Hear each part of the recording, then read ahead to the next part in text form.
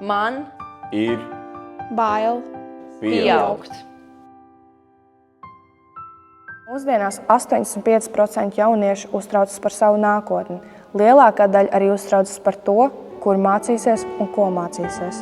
Es nezinu, kur mācīties.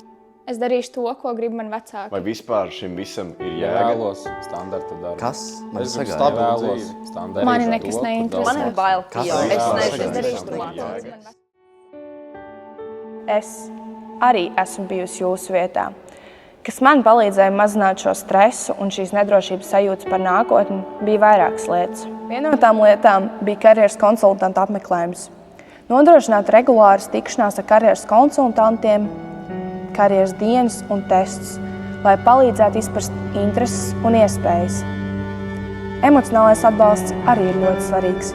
Piedāvāt psihologu palīdzības skolās un stresa vadības nodarbības. Kā arī dzīves prasmes, mācīt plānošanu, lēmumu pieņemšanu un relaksācijas metodes.